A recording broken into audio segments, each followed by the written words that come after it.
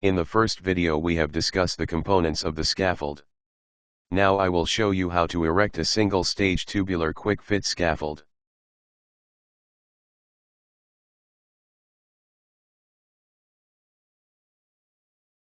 It is very important to plan where, how, duration of use, type of work to be done, and what type of scaffold is needed for the work.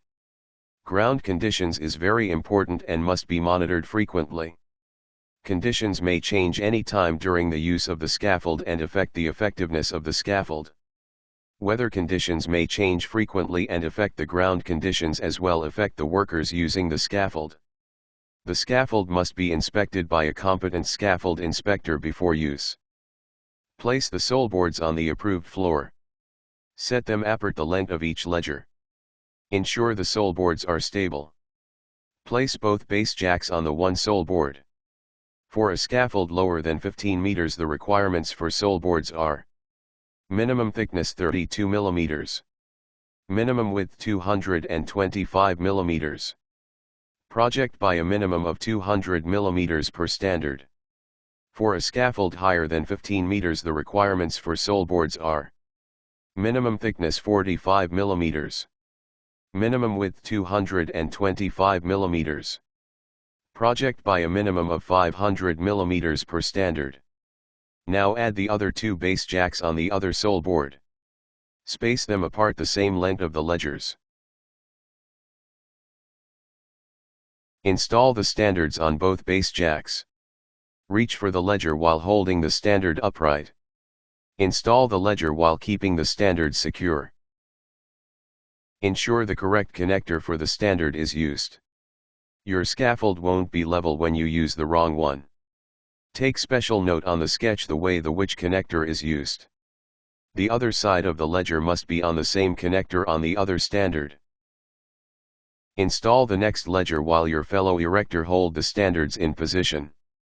This side of the scaffold will be easy to install, but you have to look out for the next standard you install. Make sure the standard of the next scaffold is facing the correct way. It must be on the same elevation of the ledger. You will see that the one side is higher than the other connector. If you do not concentrate of using it the correct way, it might cause that the scaffold be dismantled again and erected all over. Install the next standard onto the base jack while the fellow erector is holding the installed components. Install the ledger. Again, make sure the standard connectors are facing the correct way.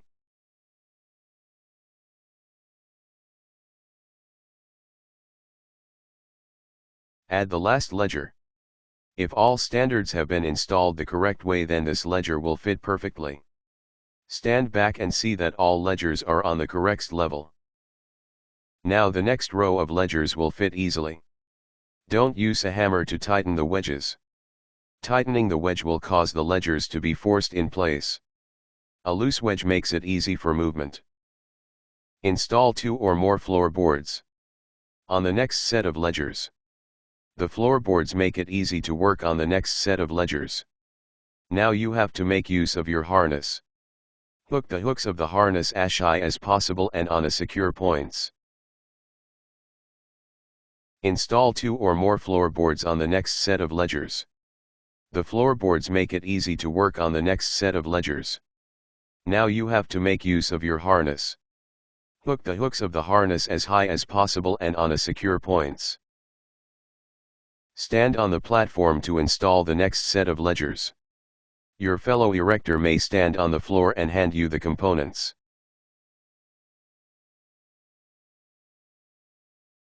Depends on how high you want your platform, you can install another set of ledgers. Again, don't fasten the wedges with a hammer. It must just be secured and in place. To install the floorboard, install the first 3 on the side. 4 boards may be heavy and must be handled with care. No person to stand underneath the components. Same rules apply when installing the other side. Be careful because there will be openings between the floorboards. Always ensure your hooks are attached securely. Now it's time to install the trapdoor. The trapdoor hook over the floorboards that have been installed. Be aware of nip and pinch points. Ensure the trapdoor is secured in place and stable. Install the short floorboards to close the last openings. Ensure they are secured and hooked properly and all openings are closed. Install the handrails on the top part of the scaffold. Install the hook-on ladder.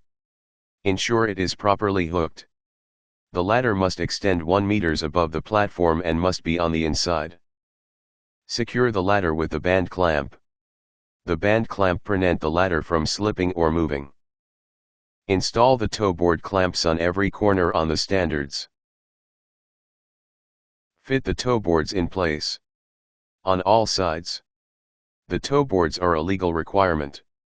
It prevent tools and equipment from accidentally falling off the scaffold. It also prevent persons when slipping from falling off the scaffold. Use a hammer to tighten all the wedges. Check every wedge. The scaffold will be more stable after all the wedge have been tightened. The wedge must not be able to be moved by hand. Now you have to fit the 4 braces on each side. The braces keeps the scaffold stable and prevent it from twisting and turning.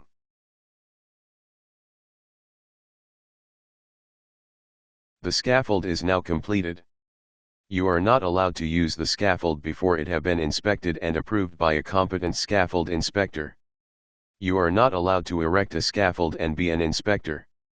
The scaffold inspector must have a separate appointment. The next video I will show you how to inspect the scaffold to declare it safe for use.